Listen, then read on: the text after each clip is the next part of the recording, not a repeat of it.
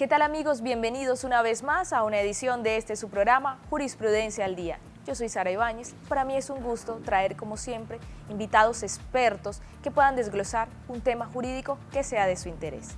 En la edición pasada, la semana anterior, estuvimos dialogando acerca de la intimidad de las personas, la intimidad de muchas mujeres que son fotografiadas por sus amantes, sus parejas o exparejas, quienes después de terminar la relación toman la fotografía y la publican en redes sociales como una manera de venganza o de constreñir, porque ese fue el concepto que utilizamos, constreñimiento ilegal, esta modalidad delictiva, para hacer que la pareja regrese o vuelva a tener relaciones sexuales con quien hubiese sido su compañero.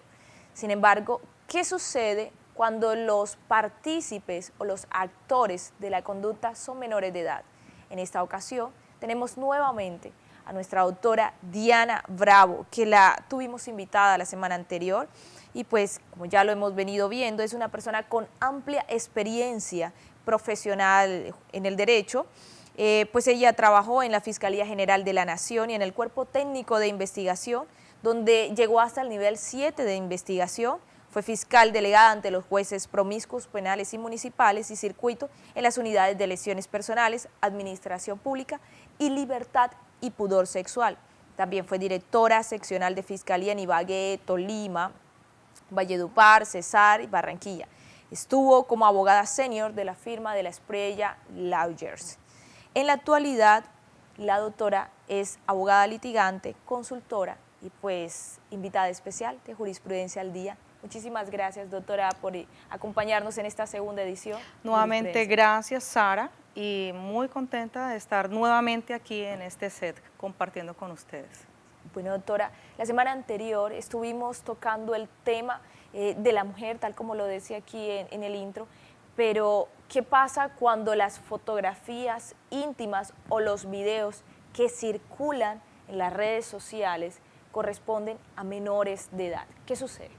Bueno, este tema desde ya pues se advierte, es un tema muy complejo porque cuando hablamos de menor de edad hay que tener, el factor edad es totalmente relevante. ¿Por qué? Porque no toda persona que tenga, sea menor de 18 años, puede o no estar inmerso en un comportamiento delictivo, ¿ya? Frente a la conducta que hemos venido analizando, ¿ya? Entonces,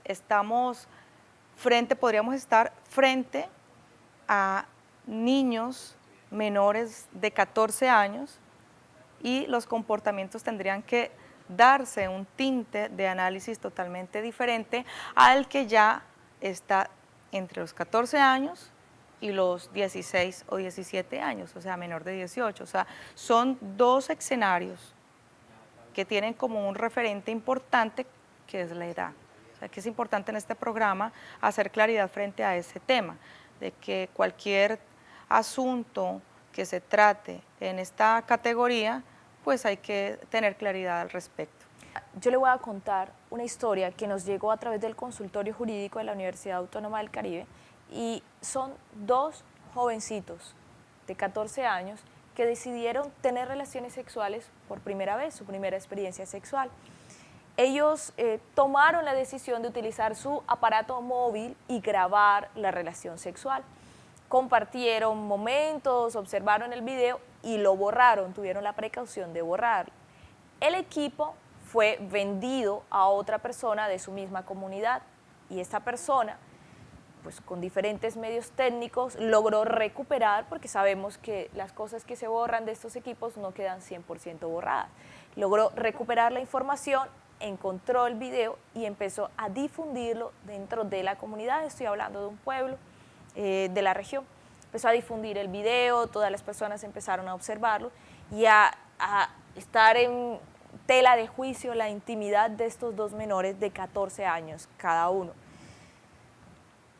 Pues tenían temor, los padres de familia intervinieron, aquí hubo mucho tema moral, social.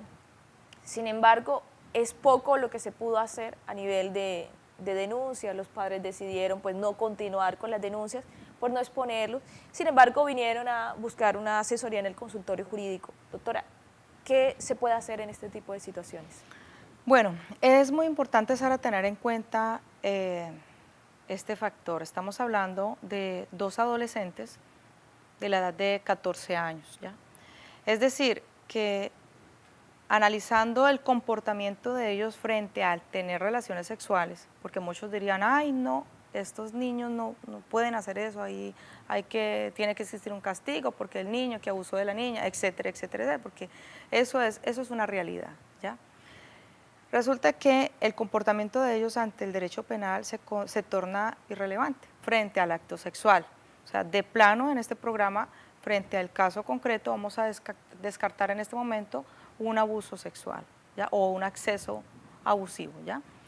Entonces, frente al otro punto de que mandan a arreglar un celular y un tercero, sin voluntad de ellos, o sea, hay claridad frente a que el video ellos mismos lo graban, Sí. el problema no es ellos, sino que un tercero utiliza ese video donde hay una relación íntima que al ser expuesta va a atentar contra la moralidad, contra la intimidad de las personas que están actuando dentro del mismo escenario y también contra su libertad sexual, ¿ya? Estamos aquí, teniendo que si bien es cierto frente al derecho penal, el acto como tal de los que están inmersos en el video no tiene relevancia penal, sí estamos frente a un presunto delito de pornografía infantil. Y el Estado tiene la obligación de protegerlos, blindarlos. ¿Por qué? Porque este tipo de delitos son más se tratan de un tipo de delito preventivo, ¿ya? Precisamente porque lo que se busca es proteger, buscar que estos adolescentes tengan una correcta formación sexual.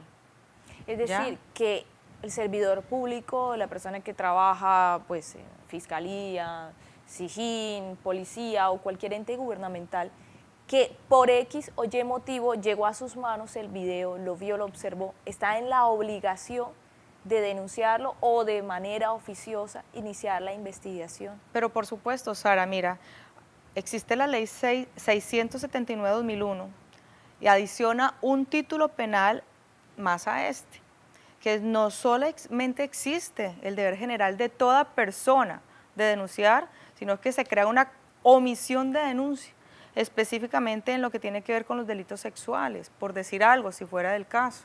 Y en este caso de pornografía infantil, pues se convierte en un delito autónomo como tal, ¿ya?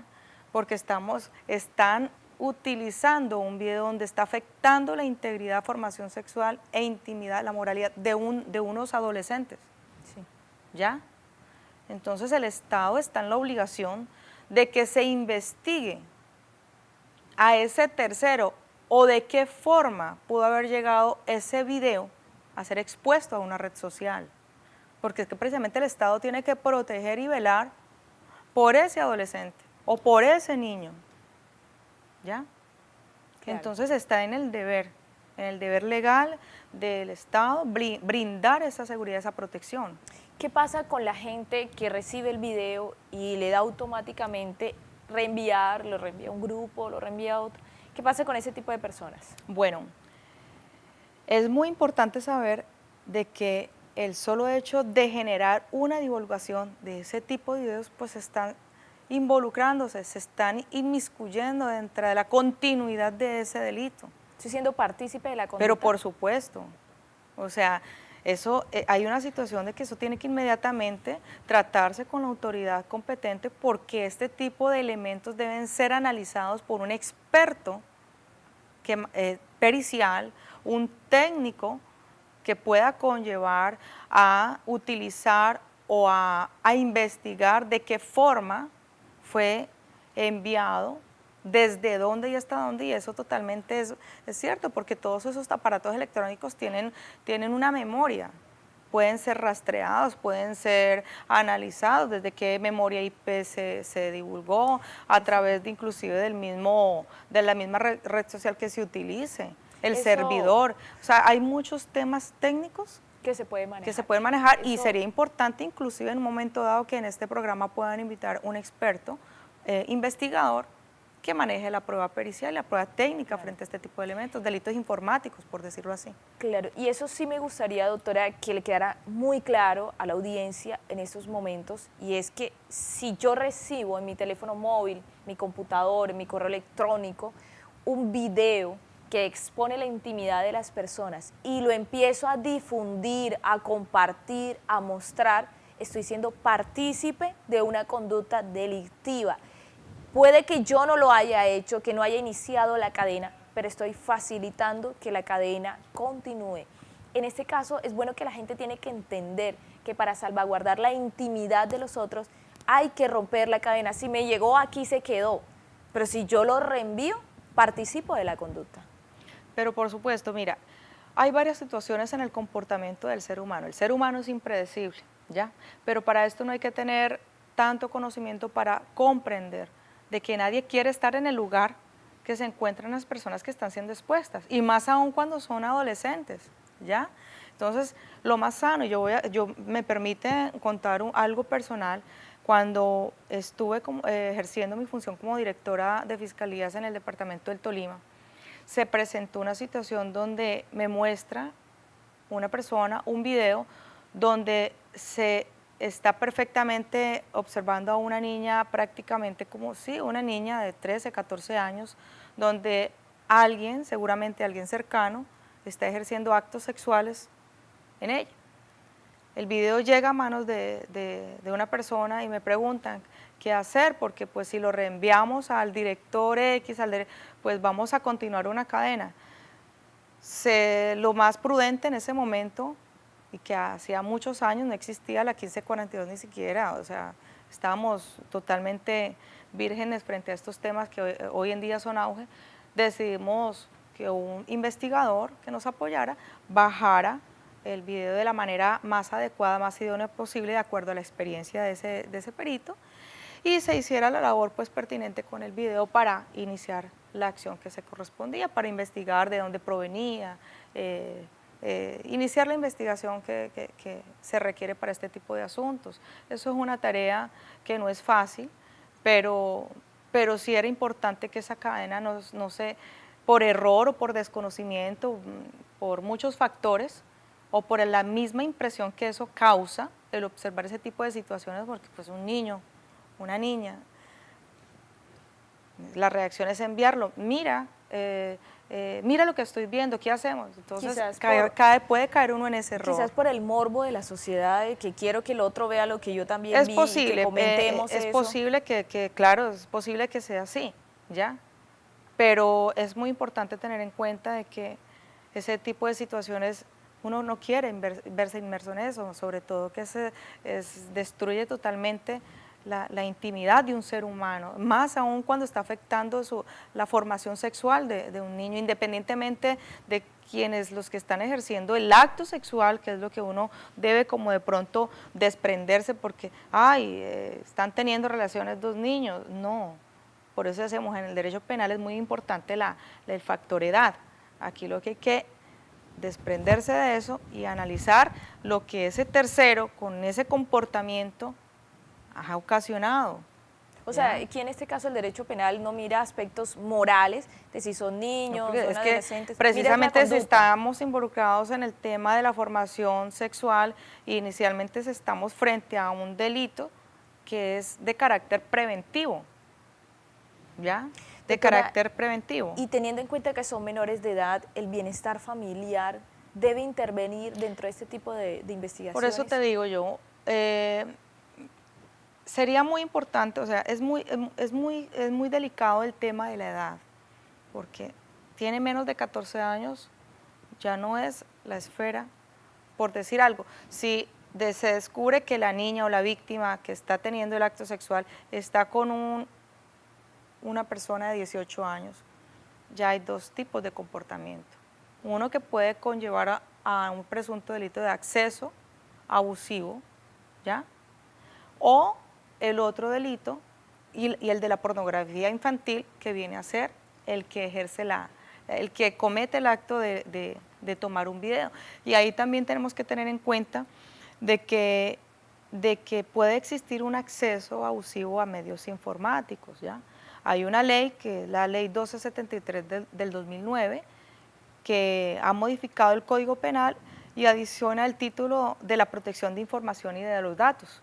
Entonces sería otro tema también importantísimo, pero pues aquí yo creo que el punto fundamental frente al el tema que se ha encausado, estamos frente a dos adolescentes. Sí, claro. Entonces Totalmente. hablamos, o creería yo más prudente, y la relevancia criterio personal, que sería a través de del delito de pornografía infantil. Claro.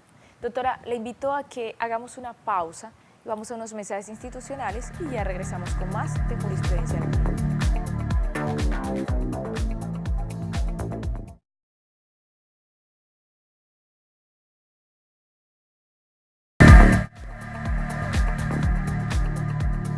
Continuamos en Jurisprudencia al Día con la doctora Diana Bravo, donde estamos teniendo un diálogo acerca de las imágenes íntimas de menores de edad que circulan en redes sociales o en internet, donde los menores están teniendo relaciones sexuales, esto con base en un caso que brevemente expusimos antes de la pausa. Doctora, bueno, tenemos dos menores de edad. Tenemos también el hipotético caso de que la niña sea menor de edad y la otra persona, la pareja, sea mayor de edad. Pero, ¿qué sucede cuando estos videos están circulando por WhatsApp, están circulando en redes sociales y la gente los está observando con el morbo, están viendo, prácticamente es como un chisme, un boom, y están comentando acerca de la intimidad de la niña, de la intimidad del muchacho, en fin. Pero cuando estos videos caen en manos de redes de pornografía de menores o pornografía infantil, y se empieza a utilizar esto en el mercado negro como una forma de comercialización, ¿quiénes son las entidades o las personas llamadas a intervenir en este tipo de casos? El titular de la acción penal, en primera instancia la Fiscalía General de la Nación, es quien debe propender en este momento por investigar este tipo de conductas y comportamientos, ¿ya?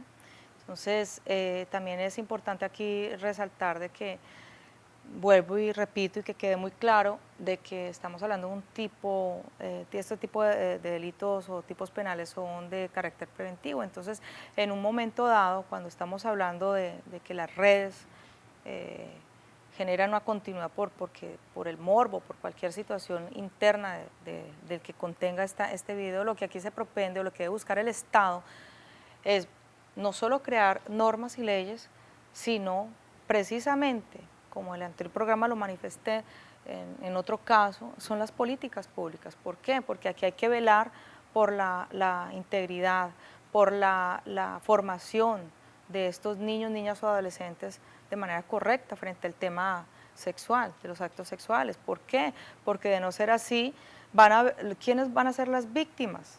Los niños, que en un momento dado pueden convertirse en instrumentos para ser comercializados sexualmente, para generar pornografía infantil, para situaciones como la que hemos visto en algunas ciudades muy cercanas, lo que ha venido sucediendo en Cartagena. O sea, son tantos factores que en un momento dado los niños terminan siendo víctimas. ¿Por qué? Porque ellos no tienen esa capacidad para discernir este tipo de situaciones y a lo que se pueden ver expuestos. Entonces, en últimas, podría y me atrevería a decir yo que esto se convierte más en un tema administrativo, ¿ya? Porque es un tema preventivo.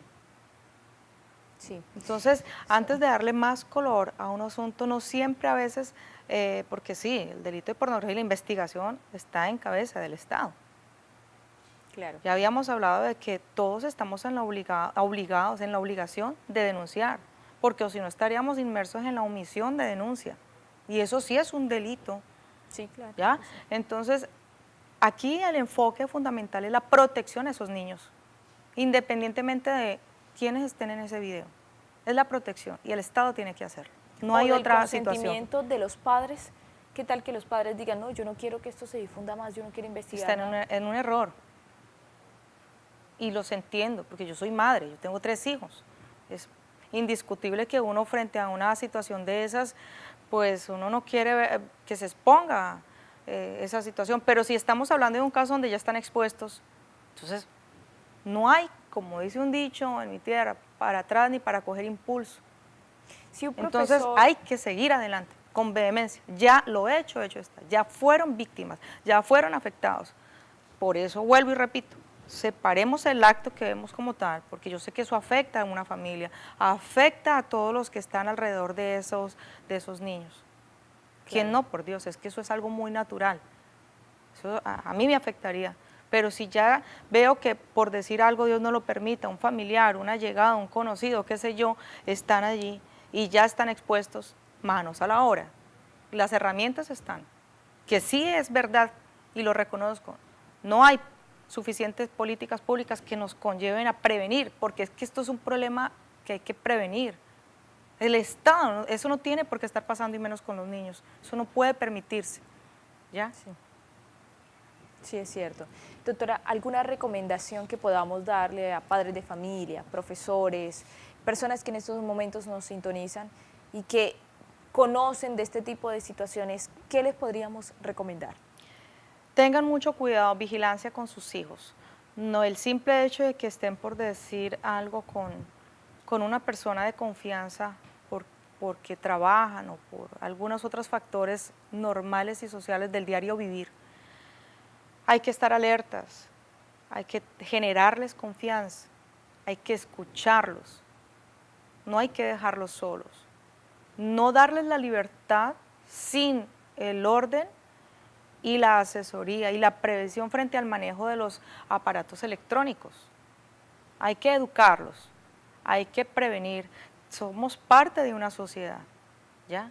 Todos somos partes, que el hecho de que yo esté aquí hablando en este escenario no quiere decir que yo esté por fuera de eso, no señor, absolutamente todos. Entonces vuelvo y repito, esto es una situación, hacemos parte del Estado, no es fácil, son delitos que, por decir algo, podríamos hablar de delitos complejos, delitos que en un momento dado nosotros nos confundimos, pero hay que prevenir desde los mismos hogares, desde los mismos colegios. Todos somos actores frente a la obligación de propender y velar por nuestros niños, niñas y adolescentes. ¿Ya? Claro. Aquí no se trata de juzgarlos porque hicieron lo que no debían hacer antes de tiempo, no. Aquí se trata de qué sucedió en torno al comportamiento, antes o alrededor de los congéneres o los familiares o allegados, todos los que estamos con la debida obligación de corresponsabilidad, de educar y formar para que no sucedan este tipo de flagelos, que las únicas víctimas son los niños. ¿Por qué? Porque ese video del cual que salió de un celular que un tercero utilizó, está ya haciendo, quién sabe qué cosas están haciendo en muchos países, porque estamos hablando de una red social. Que tiene un impacto. Mucho ojo con esa situación, o sea, y esto no lo conoce todo el mundo. No, y esto tiene un impacto infinito, es una cantidad de personas que empiezan a ver el video y que empiezan a multiplicarse y a dividir y a enviar y a enviar y a enviar, y esto es prácticamente algo que no tiene un control, que el control viene por nosotros mismos, cuando les dije ahorita que podemos parar la cadena. Así es, Doctora Sara. Diana, yo quiero agradecerle, yo sé que la audiencia también le agradece que haya aceptado la invitación de Jurisprudencia al Día.